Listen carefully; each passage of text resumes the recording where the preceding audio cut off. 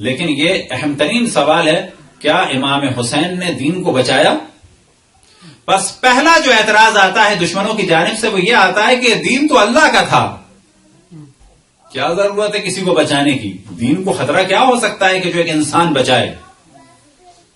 یہ ایک وہ اعتراض ہے کہ جب ہم کہتے ہیں کہ امام حسین نے دین کو بچایا تو بعض دفعہ لوگ کہتے ہیں کہ دین تو اللہ کا تھا، یہ تو آئے دنیا کے لیے تھا، کیا ضرورت ہے کہ، اور کیوں ایسا تصور کیا جائے کہ ایک انسان، اب ہم تو امام کہتے ہیں لیکن بالآخر لوگوں کے نزدیک تو وہ ایک انسان ہے، بلا شک انسان ہے لیکن امام ہے۔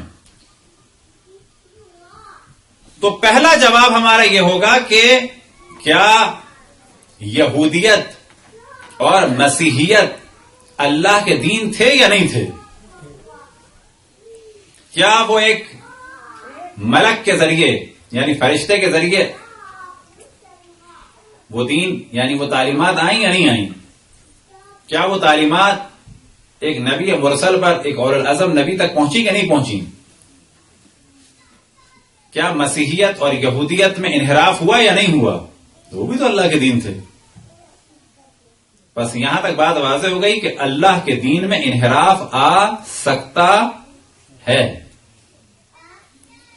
اللہ کی کتاب میں تحریف، جیسے کہ تورات انجیل میں ہوئی، تحریف ہو سکتی ہے، لیکن اب اللہ کا ارادہ یہ ہے کہ آخر نبی کے دین کی حفاظت کرنی ہے اور آخری کتاب کو تحریف سے بچانا ہے۔ لیکن اللہ کی سنت یہ ہے کہ ہر کام کو کسی سبب کے ذریعے سے انجام دیتا ہے۔ لیکن یہ یاد رکھیں، ہمارے ممبر پہ بعض دفعہ اس قسم کے جملے کہہ دیے جاتے ہیں کہ اللہ کسی کا محتاج ہے۔ یاد رکھیں، اللہ سبحانہ و تعالی کسی کا محتاج نہیں ہے، نہ ملائکہ کا محتاج ہے، نہ انبیاء کا محتاج ہے، نہ حتی اشرف الانبیاء کا محتاج ہے، کسی کا محتاج نہیں ہے۔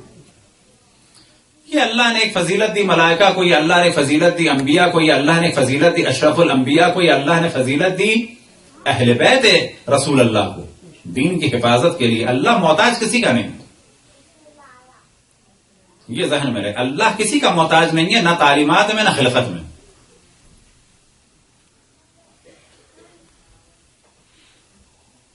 تو پہلا جواب تو یہاں سے واضح ہو گیا کہ اللہ کا بھیجا ہوا دین ختم ہو سکتا ہے، جیسے کہ یہودیت اور مسیحیت ختم ہو گئی، یعنی تحریف ہو گئی۔ اب دین اسلام کو بھی خطرہ تھا لیکن اسے بچانا تھا۔ بچانے کے لیے کیا اللہ سبحانہ و تعالی نے سسٹم بنایا؟ وہ سسٹم ہے امامت کا،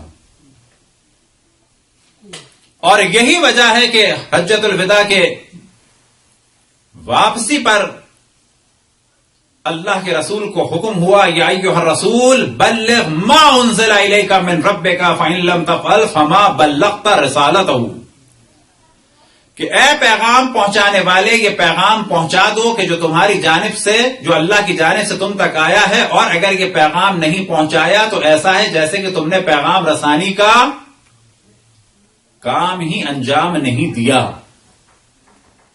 وجہ کیا ہے کہ اگر مولا امیر المومنین کی امامت کا اعلان نہ ہو تو حضرت آدم سے لے کے حضرت خاتم تک تمام انبیاء کی تعلیمات میں تحریف واقع ہو جائے گی۔ بس دین کو بچانا ہے، لیکن کس طرح بچانا ہے؟ سبب کے ذریعے سے۔ سبب کیا بنایا؟ امامت ائمہ اثنا عشر۔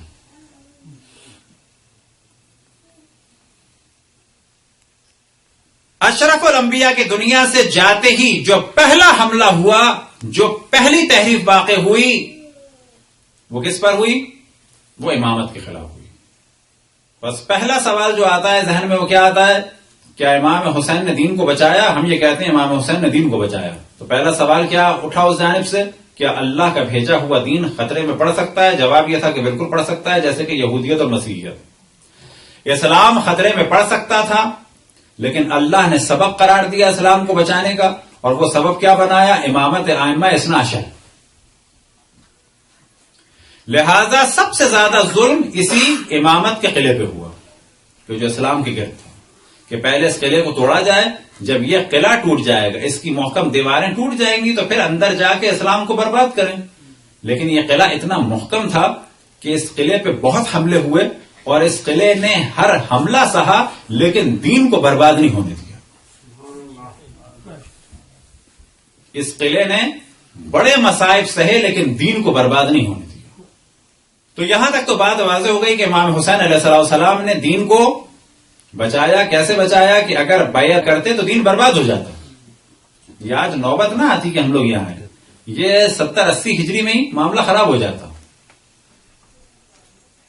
ہر آدمی یزید کا کلمہ پڑھ رہا ہوتا, ہر آدمی کہتا ہے یزید کی یہ فضیلت ہے, یہ فضیلت ہے, یہ فضیلت ہے, کسی کو کچھ کہنے کا اختیار نہیں ہے. حسین ابن علی نے جو ہے بیعت کی ہے, حسین ابن علی نے تائید کی ہے, ان سے بڑھ کر کون ہو سکتا ہے, یہی تو سب کچھ ہیں, یہی تو امام ہیں, یہی تو جانشین رسول اللہ ہیں.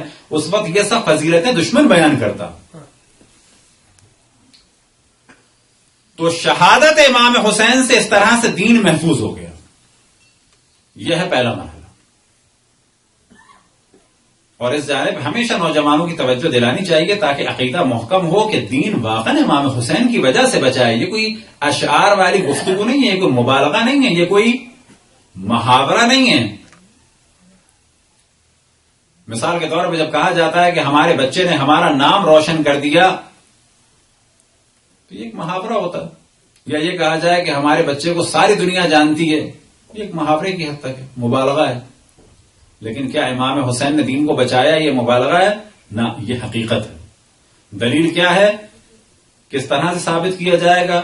جس طرح سے کہ ہم نے آپ کے سامنے گفتگو کی, اسٹیپ بائی اسٹیپ بیان کریں اور توجہ دلائیں کہ اگر امام حسین کی یہ شہادت نہ ہوتی ہے دین برباد ہو جاتا. یہ آج یہ نوبت نہ آتی کہ یزید صحیح ہے یا غلط ہے, ایسا نہیں, یزیدیت ہی دین ہوتی. آج یہ دنیا اسلام استدلال کرتی کہ شراب جائز ہے اور اس کے بعد کہتے کہ کیوں جائز ہے, پھر یزید کے القاب لیے جاتے اور کہ وہ شراب پیتے تھے, بس جائز ہے. دین برباد ہو جاتا. کیسے برباد ہو جاتا؟ نام رہتا ہے اسلام کا, تعلیمات ختم ہو جاتی, عقیدہ خراب ہو جاتا. اہل بیت کے بغیر اسلام ایسا ہے کہ بعض دفعہ میں مثال دیتا ہوں کہ اگر ایک گاڑی آپ کے سامنے ہو کہ جس میں نہ فیول پمپ ہو, نہ انجن ہو, نہ چل سکتے, کچھ بھی نہ ہو, لیکن اسے کیا کہا جائے گا وہ جو پڑا ہے, گاڑی.